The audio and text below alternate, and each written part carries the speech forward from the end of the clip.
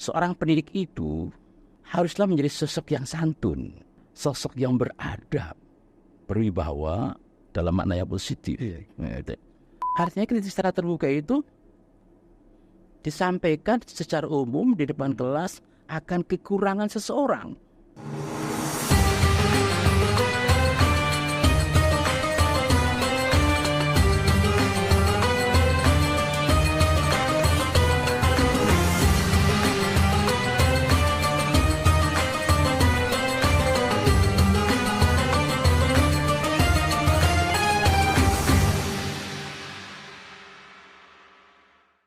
Assalamualaikum warahmatullahi wabarakatuh.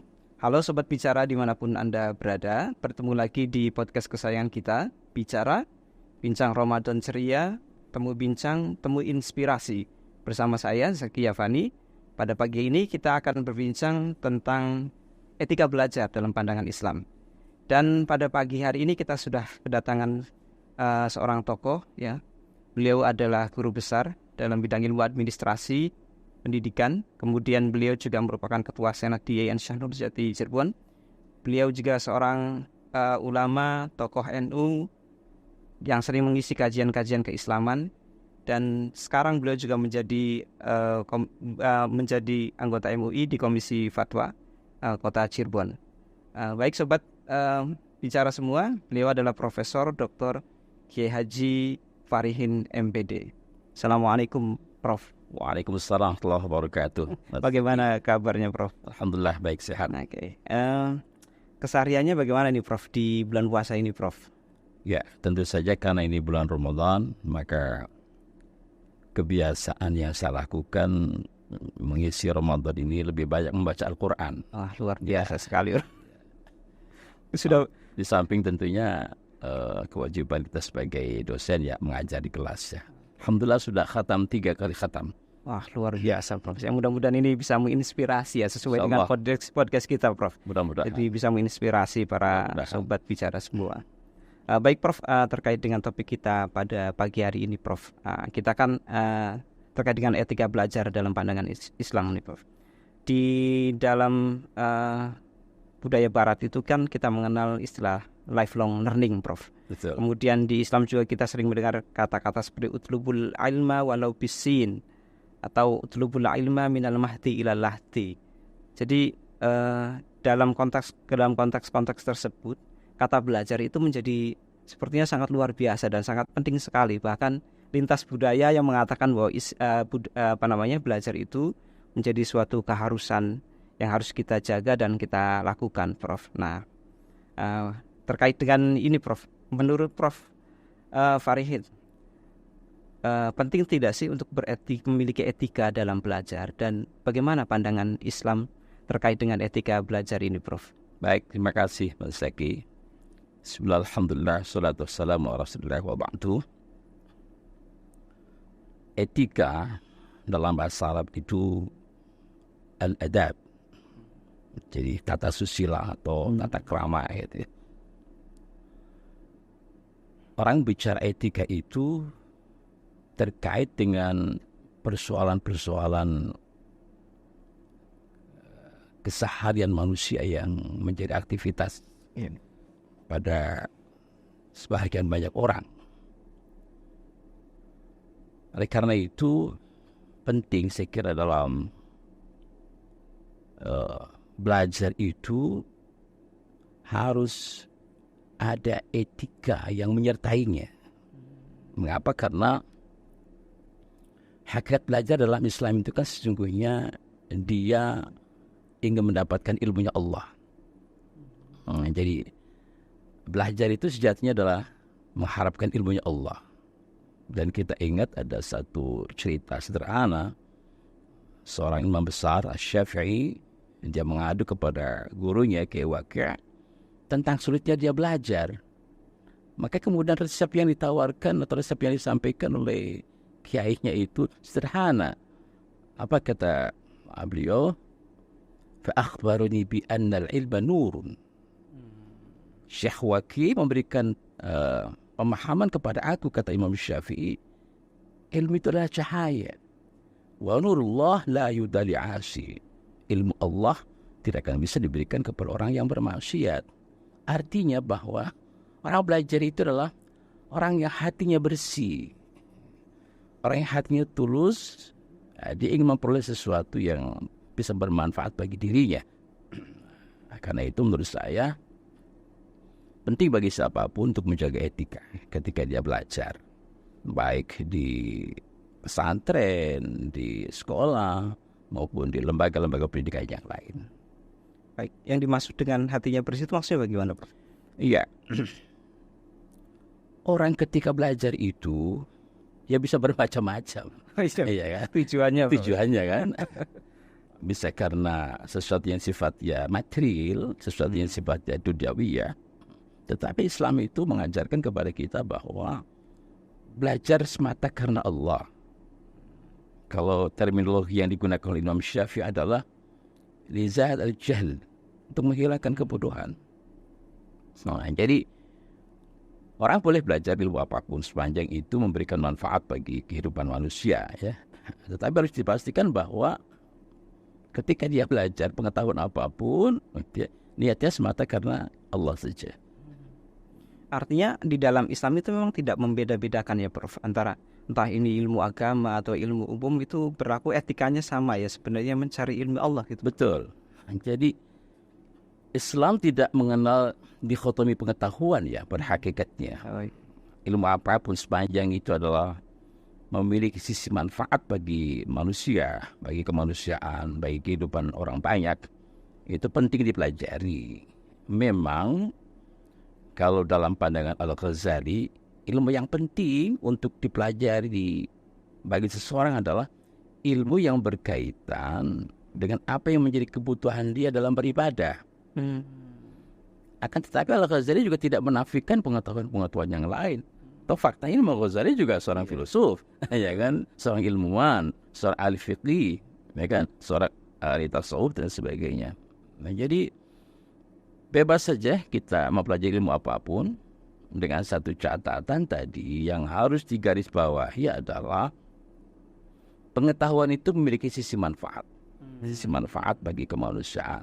Nah, karena itu ya belajar ilmu agama kita niati karena Allah, belajar ilmu matematik kita niati karena Allah, ilmu pertanian yang kita belajar, ilmu ekonomi, ilmu apapun semata karena Allah.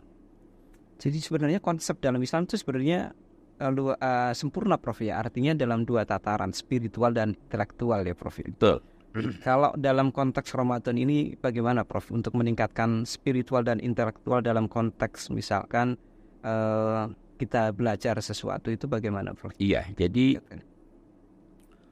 Ramadan itu kan sejatinya ingin membelajarkan hamba-hamba Allah yang beriman agar dia menjadi pribadi-pribadi yang mulia.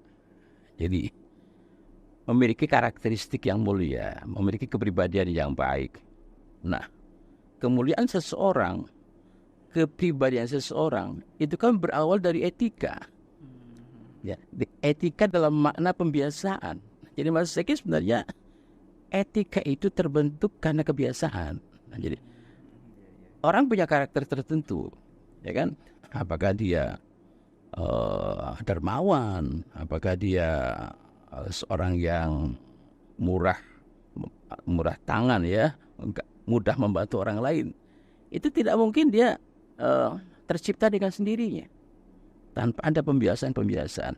Jadi sesungguhnya bahwa Ramadan ini sedang membelajarkan kita agar kita menjadi orang-orang yang punya kebiasaan baik, ya kan begitu ya.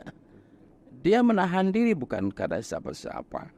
Dia menahan telinganya dari mendengarkan sesuatu yang Allah larang. Itu bukan karena siapa-siapa. Dia memejamkan matanya, ya. Dia menutup matanya untuk tidak melihat hal yang maksiat bukan karena siapa-siapa. Tetapi sesungguhnya adalah semata-mata karena Allah. Jadi membiasakan dirinya beraktivitas apapun, apakah sifatnya ibadah ataupun sifatnya apapun ya, aktivitas keseharian, tetapi semata karena Allah. Baik, Prof, kalau yang tadi saya tangkap itu kan berarti bagaimana membuat seorang pelajar itu memiliki tujuan yang jelas terkait apa yang dia pelajari, yaitu karena Allah, Prof ya. Dalam hal ini kiat-kiat apa Prof sebagai pendidik gitu Prof untuk bisa membuat para murid-murid mereka itu memiliki semangat yang seperti ini, sehingga dalam tanda kutip etikanya dalam mencari ilmu itu akan menjadi lebih baik. Iya, jadi dalam kitab Irsyadus Sari, karya besar Hadratus Syekh Muhammad Hashim Asy'ari, ada satu bab di situ, adabul alim, etikanya seorang dosen, etikanya seorang guru. Bagaimana dia membangun relasi, membangun satu budaya ya, dalam konteks dia menyampaikan transformasi ilmu dan transformasi nilai-nilai kepada siswanya. Jadi kata beliau begini, sebenarnya ada 13 ya, dan itu tidak mungkin saya sampaikan 13-13-nya ya. Nah, jadi seorang pendidik itu, ini yang penting saya kira, ini harus menjadi perhatian bagi kita semua. Haruslah menjadi sosok yang santun, sosok yang beradab, berwibawa dalam makna yang positif. Kenapa itu penting? Karena kesantunan seorang pendidik itu akan memberikan kenyamanan bagi peserta didik. Ya. Bisa kita bayangkan, seorang dosen, seorang guru yang arogan, yang sombong, killer gitu ya, yang tidak nyaman di kelas, membuat siswanya dia lari. Walaupun secara fisik mereka tidak lari, tapi pemikirannya itu lari dia. Tidak fokus, tidak konsentrasi, menyimak, mendengarkan apa yang disampaikan oleh gurunya. Jadi, saya kira sangat tepat sekali. Nah, jadi seorang dosen, seorang pendidik, gitu, di level manapun Mas Regi, haruslah menjadi sosok sebagai seorang yang santun. Dengan kesantunan itu kemudian dia menjadi sosok yang inspiratif, ya kan? Sesuai mengikuti apa yang diteladankan oleh beliau. Dan itu yang paling susah, Prof. Iya. Guru inspiratif itu yang paling susah. Iya. Tapi ini menarik, Prof. Jadi kalau kita ngomongin terkait dengan etika belajar, maka gak bisa hanya ngomongin sosok murid saja, Prof. Betul. Berarti kita juga harus berbicara atau membahas terkait gurunya juga, Prof. Jadi kedua-duanya itu memang menjadi satu paket yang tidak boleh dipisahkan ya. Jadi kalau misalkan ada yang bilang bahwa kalau ngomongin etika belajar ya berarti muridnya saja, berarti itu kurang tepat ya, Prof. Tidak tepat. Kalau dalam kitab yang saya sampaikan tadi, Irsyadus Sari itu, judulnya adalah Adabul Alim wal Muta'allim, etikanya dosen dan peserta didik ya, etikanya guru dan peserta didik. Malah justru sebenarnya lebih banyak penekanannya pada gurunya ketimbang pada siswanya. Gitu. Buat kita juga, Pak. Kita yang dosen. Betul sekali. Harus reflektif juga, Prof. Ya. Seorang peserta didik dia harus terbuka pikirannya ketika dia mengikuti kegiatan pembelajaran. Itu benar saya kira. Seorang pendidik harus sadar, seorang peserta didik harus sadar bahwa ketika dia belajar ini itu harus step by step. Ya. Tidak boleh seorang peserta didik itu belajar itu melalui loncatan gitu. Ini belum selesai sudah berpindah ke bab yang lain, ke materi yang lain. Ini diatur sedemikian rupa. Maka demikian pula pada pendidiknya, pada alimnya tadi ada etika-etika yang mesti dia sampaikan. Salah satu contohnya Mas Zaki yang sederhana ya. Ini saya kira penting untuk saya sampaikan ini.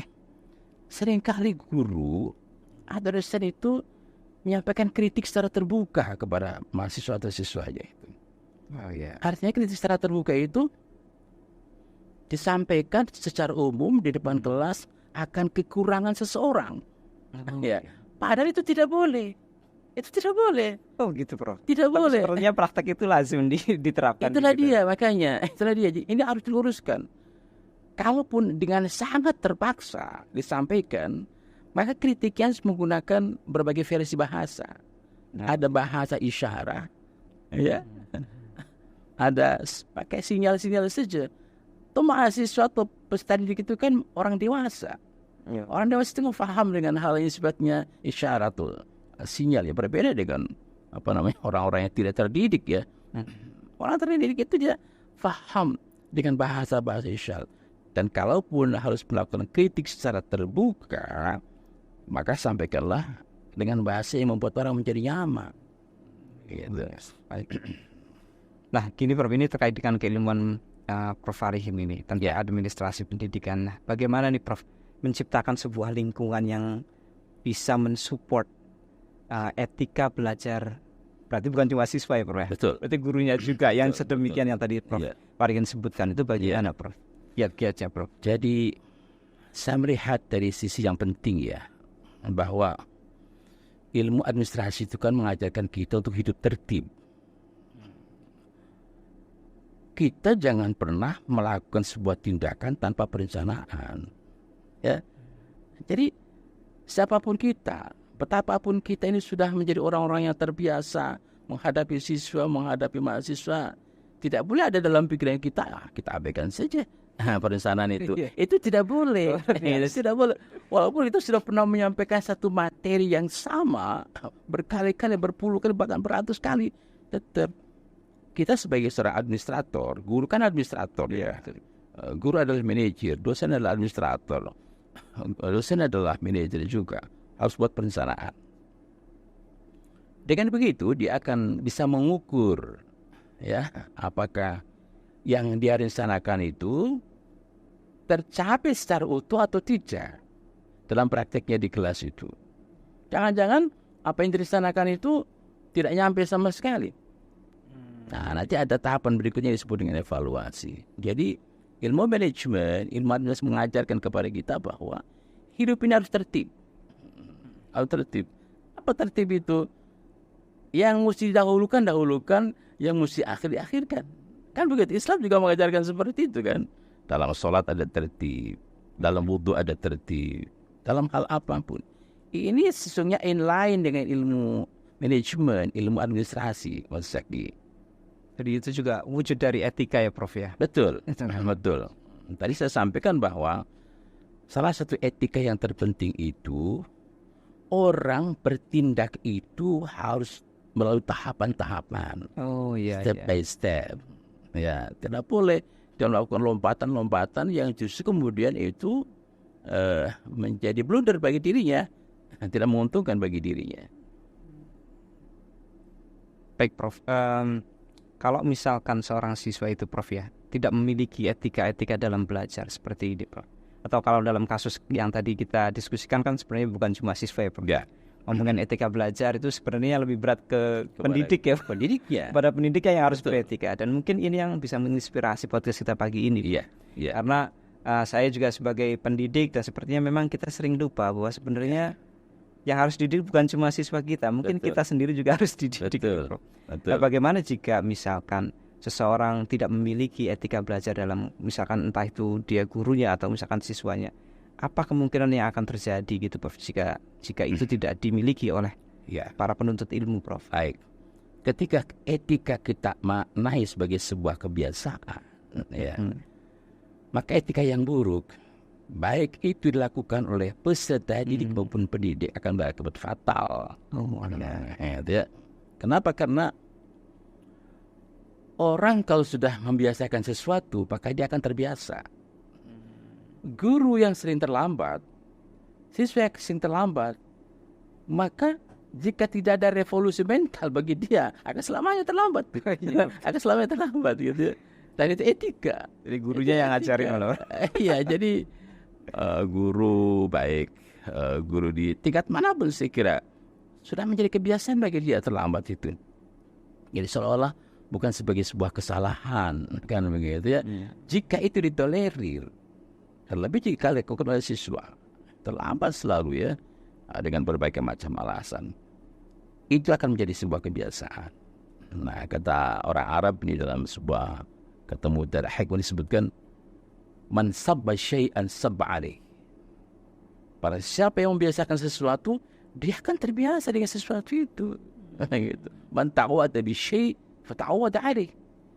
Orang yang membiasakan sesuatu, dia akan terbiasa dengan sesuatu itu. Orang yang sportif, Mas Zaki, orang yang sportif, dia dimanapun tempatnya dan kapanpun waktunya, dia akan sportif. Bukan karena faktor-faktor yang lain, karena sudah menjadi sesuatu yang habit saja bagi dirinya, sudah biasa saja begitu. Jadi kalau kita berbicara terkait dengan etika belajar itu sebenarnya kita sedang berbicara tentang bagaimana cara membangun sebuah kebiasaan ya. Betul. Tapi itu tadi menarik sekali Prof yang ditulis oleh Hadratus Syekh Hasyim Asy'ari terkait kitab yang membicarakan tentang kitab apa sih namanya? Irsyad Sari. Ya, Ya, kitab kompilasi dari karya-karya besar beliau sebenarnya. Isinya macam-macam. Dan itu kan di situ memang ditekankan sekali bukan ke pendidiknya, bukan ke peserta didik, tapi malah ke pendidik ya Prof. Ya. Nah sekarang bagaimana Prof? Apakah kebiasaan atau etika berilmu itu di dalam keluarga bagaimana Prof? Apakah perlu sebagai seorang keluarga? Karena kita juga kan sebagai orang tua, saya pikir ini juga perlu Prof ya untuk ditanamkan. Bagaimana pandangan Prof Farhin terkait dengan ini Prof? Iya, seorang ayah itu kan sejatinya adalah seorang guru. Seorang ibu adalah seorang guru bagi anak-anaknya ya. Jadi guru yang sejatinya adalah orang tua. Nah, guru di sekolah, dosen itu kan orang tua yang kedua. Agak gitu ya. Berarti juga berlaku sama ya, Bro. Berarti orang tuanya dulu yang harus memulai itu. Jadi kebiasaan baik itu harus dimulai dari rumah. Tidak mungkin seorang anak menjadi anak yang baik di sekolah ketika dia tidak dibiasakan aktivitas yang baik di rumahnya. Bangun tidur, ya, berpakaian yang sopan, berpakaian yang bersih, gitu ya. Menghormati dengan saudara-saudaranya. Itu harus diciptakan. Itu harus dikondisikan oleh orang tuanya. Sehingga dengan begitu maka peran orang tua dia akan hadir sebagai sosok yang menjadi maha guru bagi anak-anaknya, begitu. Oleh karena itu orang tua penting untuk memberikan keteladanan yang baik kepada putra-putrinya ya, dalam segala aspek. Saya kira utamanya adalah dalam hal ibadah, itu ya. Saya kira ini penting Mas Zaki. Jadi hadirkanlah diri kita sebagai orang tua itu sebagai pendidik yang sejati di rumah itu. Maka dengan begitu anak-anak kita menjadi anak-anak yang baik, sudah baik dari rumahnya. Sehingga dengan begitu ketika mereka hadir, datang di sekolah, datang di tempat di mana anak kita bergaul, sudah hadir menjadi sosok yang baik. Seperti itu.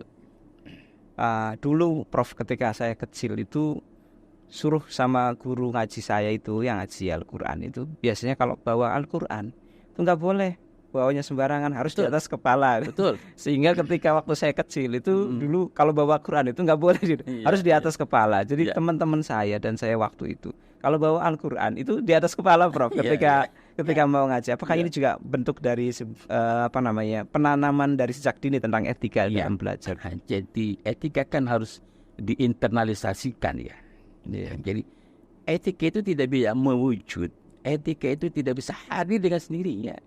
Tapi harus ada usaha yang sungguh-sungguh yang disebut dengan proses internalisasi.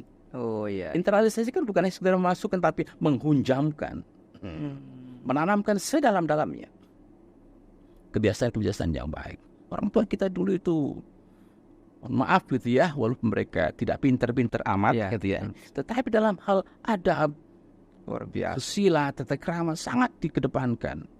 Maka sebenarnya Islam itu kan ada satu ajaran disebutkan al-adab qabla al-ilm.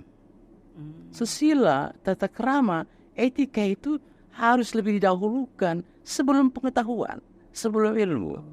Maka ketika Mas Zaki di waktu kecil membawa Al-Quran, mushaf Al-Quran di atas kepala, sejatinya orang tua kita sedang mengajarkan kepada kita, mendidik kepada kita bahwa ini kitab suci umat Islam yang harus kita hormati. Sebelum dipelajari, sebelum dibaca, sebelum dianalisis kedalaman maknanya, kita secara zahiriyah dulu dihormati. Maka saya pun sampai hari ini Mas Zaki gitu ya, kalau membawa Al-Quran itu, mohon maaf ya, tidak pernah pakai tangan kiri. Seberapapun ukuran besaran dari mushaf itu, kan mushaf sekarang ada yang besar ya, ada yang kecil, tetap harus pakai tangan kanan. Kecenderungan orang baca Quran kadang-kadang kan juga begini kan, kalau yang kecil itu gitu ya, coba sekarang biasakan seperti ini. Pegang pakai tangan kanan atau syukur-syukur seperti ini. Nah, seperti itu. Jadi itu sebuah proses pembiasaan yang luar biasa. Nah, terus untuk ini Prof, kalau itu kan kita bisa ketemu dengan orang tua, bisa ketemu dengan guru. Artinya orang-orang yang memang peduli dengan kita, yang menghujahkan tentang etika itu ada, Prof. Nah, sekarang bagaimana dengan kondisi yang sekarang, Prof? Artinya sekarang itu kan teknologi sangat pesat, kemudian informasi, sumber-sumber pengetahuan itu sangat mudah diakses dan sangat dalam tanda kutip itu bisa jadi positif, bisa juga negatif, Prof. Contoh misalkan ketika anak saya dapat tugas pelajaran matematika, itu ke ayahnya, ke saya itu bilang gini, ya minjem HP-nya. Buat apa? Oh, minjem kalkulator. Artinya hal-hal seperti ini real. Itu kan dalam konteks yang sederhana ya. Saya yakin dalam konteks agama juga mungkin sama. Jadi orang-orang mungkin lebih mudah mendapatkan pengetahuan dari internet. Dan memang berinteraksi dengan guru-guru, ustadz-ustadz. Mungkin sekarang orang nanya hukum itu nggak ke ustadz, nggak ke kiai, Prof, tapi ke mbah Google, Prof. Betul. Nah, ini bagaimana, Prof, kaitannya dengan etika berilmu itu, Prof? Ya, jadi di mana posisi kita ke depan, orang tua, guru dan dosen itu? Apakah kita masih punya peran yang dominan? Maka jawabannya kita tetap punya peran. Hanya tentu saja peran kita tidak sedominan sekarang. Bisa kita bayangkan 10 tahun yang akan datang, 15 tahun yang akan datang, peran-peran kita akan digantikan oleh kecanggihan teknologi, apakah AI dan sebagainya gitu ya. Akan hadir di hadapan kita, di lingkungan kita, robot-robot pintar itu kan. Akan tapi saya punya keyakinan nih Mas Teki, hakul yakin ya. Peran orang tua tidak tergantikan. Peran guru tidak tergantikan. Peran kiai, ustadz tidak tergantikan. Kenapa? Tadi orang tua dia masih menjunjung tinggi etika. Guru masih menjunjung tinggi etika. Dosen masih menjunjung tinggi etika. Terlebih masyayikh, ya ustadz dan kiai. Nah, kalau robot dia punya etika dari mana? Ya kan? Tidak punya etika mereka. Ya. Lagi pula secara berseloroh, mohon maaf itu ya, robot itu kan tidak pernah mendoakan kita. Ya kan? Orang tua pasti mendoakan anak-anaknya. Guru mendoakan peserta didiknya. Jadi tidak salah hari ini orang belajar dari berbagai sumber apapun. Akan tetapi yang harus digarisbawahi adalah bahwa kita harus mulai melakukan semacam reposisi ya. Kita ini akan hadir di suatu masa ya, di mana masa kita peran-peran kita tidak akan begitu dominan dan akan digantikan oleh yang lainnya. Oleh karena itu pada hemat saya, berbuatlah yang terbaik hari ini kita untuk anak-anak kita, baik anak-anak kita, anak-anak dalam arti pengertian anak-anak di keluarga maupun anak-anak kita dalam pengertian peserta didik kita. Saya kira demikian. Oke, terima kasih banyak, Prof. Baik, Prof, dari percakapan yang luar biasa tadi, saya bisa menyebutkan ada 3 hal mungkin, Prof, ya, yang bisa kita dapat atau ambil pelajaran dari obrolan kita pagi hari ini. Oke. Yang pertama itu terkait bahwa etika itu sebuah kebiasaan, ya, Prof, ya. Bahwa ini harus dibiasakan dan ini tidak berlaku untuk satu orang saja. Maksudnya yang kedua bahwa etika itu harus dilakukan bukan cuma oleh siswa, tetapi juga oleh guru ya. Bahkan terutama menurut kitabnya Kiai Hasyim Asy'ari, justru guru lah yang harusnya pertama kali beretika, sebelum murid-muridnya beretika. Dan yang terakhir terkait dengan kondisi sekarang ini, teknologi di mana teknologi sangat berkembang, kemudian sumber-sumber pengetahuan sangat banyak sangat bisa diakses melalui internet. Maka orang tua atau keluarga itu bisa menjadi pendamping yang sangat penting ya, Prof, bagi keberlangsungan dan bagi perkembangan pembelajaran peserta didik ya, Prof. Baik, Prof, sebelum kita tutup sesi ini, silakan Prof kasih closing statement. Baik. Pengetahuan apapun adalah ilmunya Allah. Ya. Dan ilmu Allah hanya diberikan kepada para pembelajar yang beretika. Karena itu, jadilah kita semua adalah sebagai pembelajar yang beretika. Pembelajar yang beretika. Pada posisi apapun. Sebagai dosenkah, sebagai gurukah, atau sebagai peserta didikkah. Karena itulah kemurahan Allah. Allah akan memberikan seluruh pengetahuan. Ya mungkin tidak dalam artian seluruh ya, tapi sebagian ilmu Allah. Tetapi ya, dikhususkan bagi mereka yang beretika saja. Wah. Demikian. Ya, luar biasa Prof. Sebenarnya masih banyak yang perlu kita bicarakan ya Pak. Baik. Terima kasih banyak Prof atas ilmunya dan nasihatnya. Baik, sobat bicara semua, demikian ya perbincangan kita terkait dengan etika dalam mencari ilmu dari sudut pandang Islam. Baik, sobat bicara semua, sampai jumpa di acara podcast selanjutnya, di podcast bicara Bincang Ramadan Ceria, temu bincang, temu inspirasi. Saya Zaki Yafani, mohon undur diri. Assalamualaikum warahmatullahi wabarakatuh. Waalaikumsalam warahmatullahi wabarakatuh.